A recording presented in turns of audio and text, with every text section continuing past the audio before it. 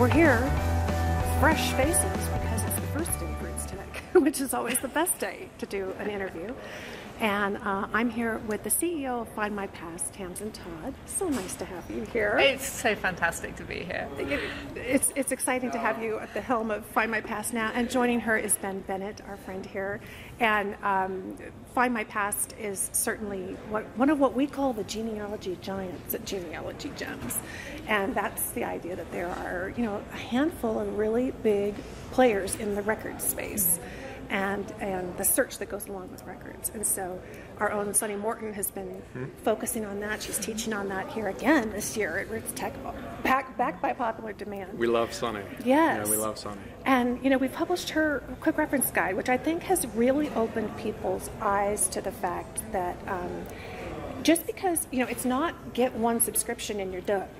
It's really about where you are in your journey, in your family tree research, and that may mean some jumping around. And so it's critical, if someone listening today hasn't visited Find My Past, that they get a chance to know what that's about, what your vision is for it, and how that might play a role now or in the future in their own research.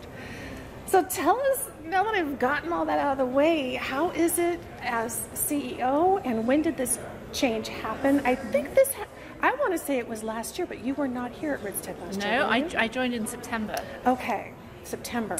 So, about 6 months now. Right, and were you already with the company at that time? No, I wasn't. And my background is digital products, consumer products, and I've worked in a few different industries. So I am new to genealogy. I've been ramping up, talking to people who are expert and can, bring to me the weight of years of experience, and it's just fantastic. I mean, Find My Past, the richness of the records, the depth of knowledge, the passion in the industry, and I guess I just love the way that the industry brings together technology and data with this really human mission, right? To discover more about your ancestors and also connect and collaborate with each other. And those two things together are really powerful and warm, particularly for someone who's worked on cooler technology products. And I just love that passion. You're in a very personal space. Yeah. You're interacting with people, sometimes at 3 o'clock in the morning at their computer, but in a very personal way, bringing them their great-grandparents or great-great-grandparents.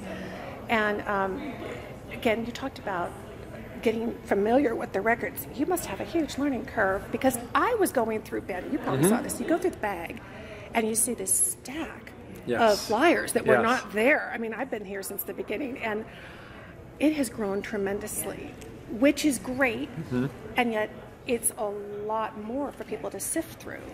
So now they're not in the, how do I learn this one thing or this one thing, but it's, how do I make a choice and find what's right for me? And I imagine one of your biggest goals will be differentiating Find My Past, explaining how and why people need you. And definitely as sort of as a new person into the industry and going much deeper, I've found that that personally. I mean, where do you start, right? And everyone today, whether, I mean, I never meet a retired person who isn't as busy as I am, right? So whether you're retired or whether you're you're working or whatever, everyone has a little bit less time, right? So how do you get to that kind of relevance of discovery, really quickly? It's definitely something we're thinking about a lot. One of the things we're talking about here this week is our Roots collection, which helps make it much easier to discover your transatlantic journeys, the journeys that your family made between the UK, between Ireland and Britain, and into the US. And we have 100 million names in there, it's very easy to search and quickly discover, make those discoveries. and we've recently in the UK been, and like another angle in is talking about the suffragettes. It's been the anniversary of 100 years since some women first got the vote in the UK, and of course, the next couple of years we'll play that out in the US as well. And we were able to bring together, a collection where people could go in and see if they had suffragette connections, but also learn about the history and how their family might have interplayed with the suffragette story. So it's exactly that. It's bringing the kind of data to life in different and really relevant ways, and then making that really, really easy for people to access and make discoveries. And to add to what Tamsin said, I think if people were to think about Find My Past, differentiation is hard because the space is expanding. Yes. But I think to add to that, whether it's that British Roots collection or suffragettes, it's really, if you have British or Irish ancestors, you sort of can't afford not to look at Find My Past. We don't always, sort of shout from the rooftops. But if we were to do that for a minute, I'd say, most people don't know that we have more British parish records than any other company on the planet. Irish records, which are typically hard to find, we have twice as many Irish records as the next nearest, sort of genealogy giant. Right. And people don't realize that. And then you add on to that, as Tamsin said, some of these other rich data sets like suffragettes. And pieces like that. It's sort of anyone with family from the British Isles. We're really the home of British and Irish, and and at the same time acknowledging that many Americans came from the British Isles. We've also spent a lot of time in U.S. records. So, for example, this week we'll be announcing more Catholic records, so 8 million more records from New York. I would love to hear that. In the future, we'll be talking about Catholic records from Baltimore and Toronto and Cincinnati, things like that. That was a huge coup, really, for you guys. I mean, and it was just something that a lot of people have been waiting for. And it's been a long time, yeah. How did that get on your radar? Well, it's it's really funny. I was talking with somebody last night about this, and they said, when you're working with archivists and working to get records, you don't just show up and say, I'd like to do this next week. It's years and years, process. And you know this, and your audience knows this. And so really it was over a period of time. Maintaining frequent contact with a number of these of the archdiocese. In fact, the Catholic Church had essentially said each archdiocese can make their decisions about access to their records, and I think it was a combination of some persistence on our part, but also actually an increasing of demand. People going to those dioceses. And them really not having the resources to give people access to records, and yet not wanting to say no. And so, as we came in and said, listen, how can we help you solve this problem? And by the way, in some cases, there were also some records that were deteriorating. Sure. And so, you start and you think about, in this day and age, a record in the United States being lost. I mean, that just should never ever happen. We're too young for that. Yeah, we are. It's exactly right. And so, it was really bringing those together, and at the same time doing it in a way that was respectful of the Catholic Church and of their interests. And so, in some cases it takes us a little longer, but it's also we're building those partnerships for the long term. Because we think that's going to give genealogists better access to those records and more records, and that's really the way it's worked. We originally made an agreement with the Philadelphia Archdiocese and then New York, and the archivist at the New York Archdiocese sent an email out to all of our colleagues and said, "Here's what we're doing. We suggest you follow suit." And you can't ask for more than that. You cannot. Right? That's fantastic. And we didn't ask for that, of course, but really nice. And you've had your eye on the U.S. The last couple of years has been more of an emphasis there. And of course, my listeners are very strong in Canada and in Australia as well. And in fact, I'm hoping after I go speak to them next week that we'll have a whole lot more Australians listening. How much can they find? What are they looking to Find My Past for? Because many, many of them have, of course, their connections back to the UK. Yes.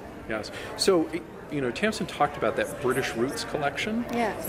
And what, that was done, we started actually with the United States, and what we did is we looked at every record set that we have in the U.S. that might have any mention of the U.K. in it. So, for example, a typical user may not search California marriage records to find something about the UK, but it turns out some of those records say the father was from England.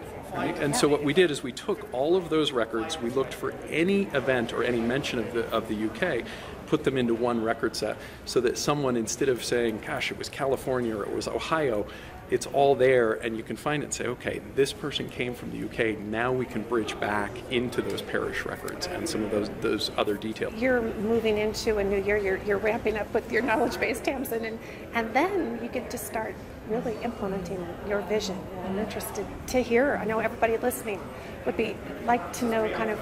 Find My Past has been moving very quickly. Where do you see it moving to? So I think building on this richness of the records and the British and Irish expertise that we've been talking about, and what we've been thinking really hard about is what today's user really needs and cares about, and how we can take what we do best and combine that with some of the themes that we hear from our customers and from people who are thinking about getting into family history. Make it easier for me to make discoveries. Let me find other people who are working on my family tree. I've actually had this experience in the last few months where I hit some blogs, and actually, through others who'd worked on, it was actually my Canadian family back up, was able to go, hundreds of years back before, than I would have been able to alone. So that desire to collaborate, that desire to share your finding with others. So we've been thinking a lot about that, and of course about family trees and how they work, because that's the place where you connect, right? That's the place where you collaborate. And we're thinking about how to do family trees in a way that brings together the expertise of genealogists who have rich and evidence-based trees that they might publish and want to share, but who may not be as into the collaborative piece, but to combine that kind of established, evidence-based tree with some of the knowledge of the community, and sharing trees. And I guess again, I've run up, against this in my early days. Is how do you know, as a newer person as genealogy, how do you know what's right and what's not right? I did that the other day. I went in and I jumped in for somebody, and I rarely get to do research for anybody else anymore, but I did a little something for a friend of our family. Yeah. And the experience from ground zero start has changed dramatically. I've been in this a while, so I'm not seeing this. I'm not experiencing this as an experience. But what you're describing, Tamsin, is that coming in from the beginning, and then you see the tree, and that can unfold things. Traditionally, at Find My Past, you build trees, but they are not shareable. That's public. right. And so I'd like to know kind of where that's going to go. And you talk about the evidence space, and of course, everybody listening is cringing just a hair in that. Yeah, but they could put as much junk in my tree as they could put quality in my tree. And of course, my mantra is, these are clues. You still have to do your work, don't you? And that's what you're talking about is, wow, opening those kinds of clues for people.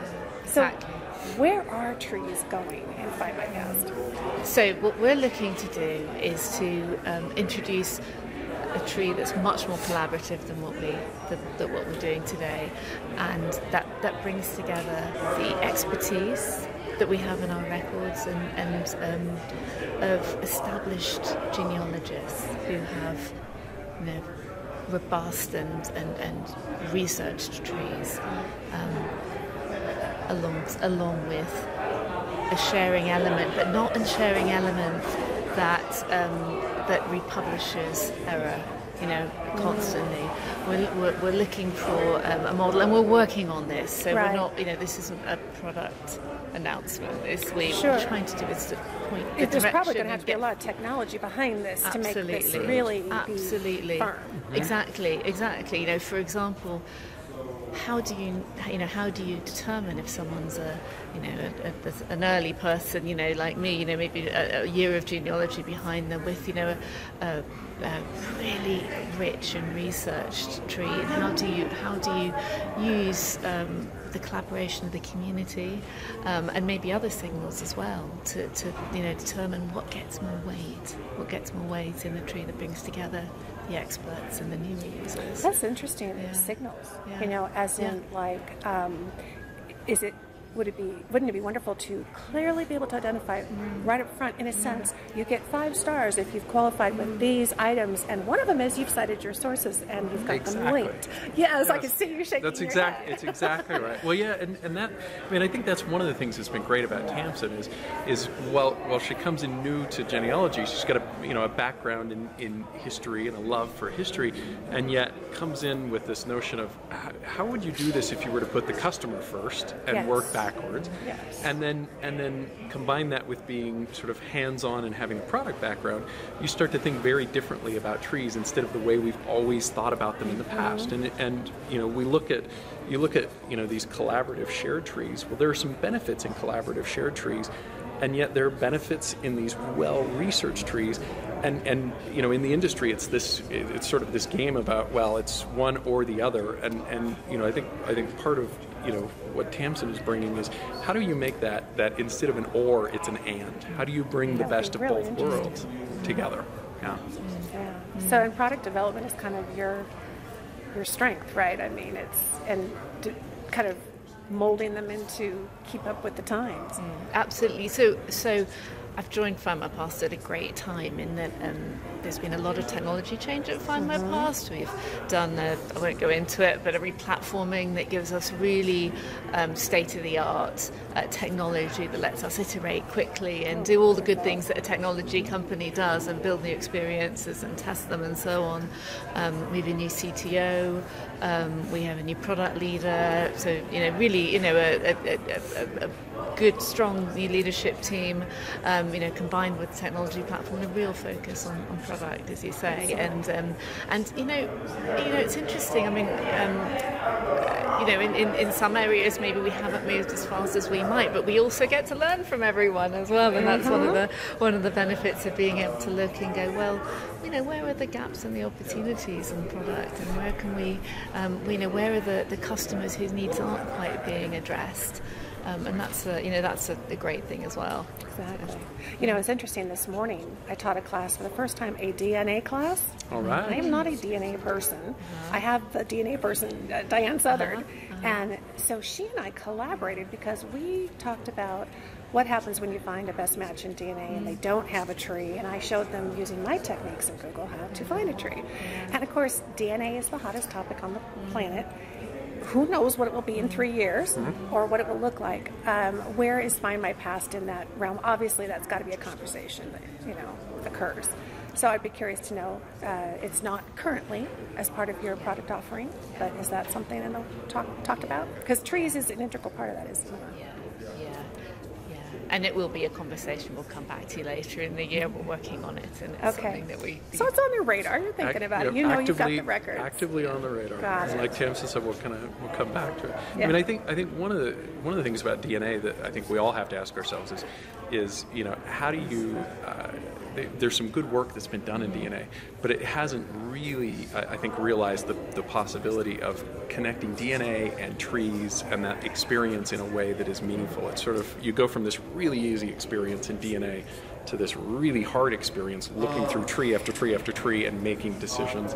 And like you said, you have to do your own work, but how do we bridge that gap and differentiate in that area? And that's maybe why you've seen us, be sort of, a little bit sort of less likely to just jump in, but to actually stand back and say, what actually is going to make sense and really help customers? Those are opportunity points, aren't they? And what's the Find My Past way of doing it, right? With our richness of records and British and Irish, we would want to do it in a way that builds on that and adds to that strength and that expertise rather than being something on the side. So we're being really thoughtful about that. Well, it's interesting because the method I showed this morning was a manual way to work through and make the connection that isn't happening automatically. And as I was working on it, I love being able to open that door for people, and yet I can see all the different technology opportunities there are to automate so many of the things I was showing them. I'm like, oh, if this could just be built in, this would be amazing. I hope your class was recorded. It was actually recorded. Okay, good. Yeah, and it was packed. Oh my gosh, they put us in a ballroom, but it wasn't quite big enough. And because when if you ask the question, what's the number one problem you have? The number one problem I have is I have a best match, and they didn't have a tree. That's it. That's exactly right. And our class was no tree, no problem. Yep. And we actually found one for somebody who didn't. And it's excellent because I like that idea of kind of those challenges are really actually the biggest holes and opportunities. Yes. To walk through and to help people get outside those boxes and work around them.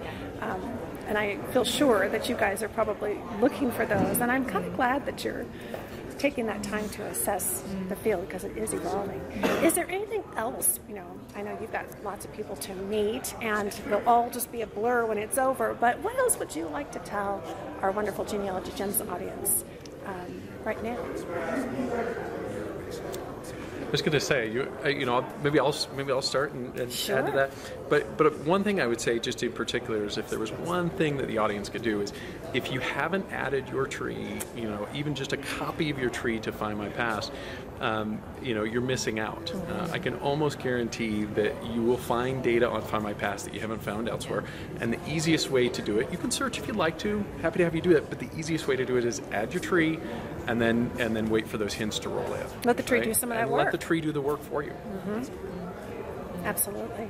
And I can vouch for that. I've got a husband who's a Cooke with an E, and in fact, you guys, I think, had his genealogy up on your big boards in your flyers last year. Oh, nice. That I did. Nice. Well, and you have acquired Twile, which is going to open up all kinds of opportunities for you. I mean, I knew that was happening last year. You guys couldn't talk about it yet, but I think it's kind of going to offer a whole other neat platform that fits right in and dovetails in. It's such a great example of starting with customers and what they're looking for and how they're looking to engage with family history in a rich story-based way as well. So it's a different avenue in, isn't it? But we're really excited about it too, and it's making us think differently as we kind of bring that into our suite of products as well. So yeah, we're excited.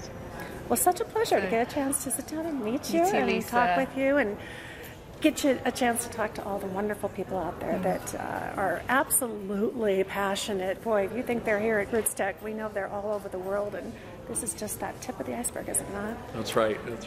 And thank you again, Ben, as well. So nice to see you both. Yeah, likewise. We will be keeping an eye on Find My Past, one of the genealogy giants. Thanks so much. Thank you.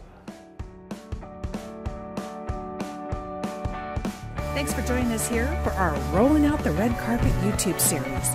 Be sure to click that red subscribe button here on our YouTube channel, and you'll get notifications of all the new upcoming videos.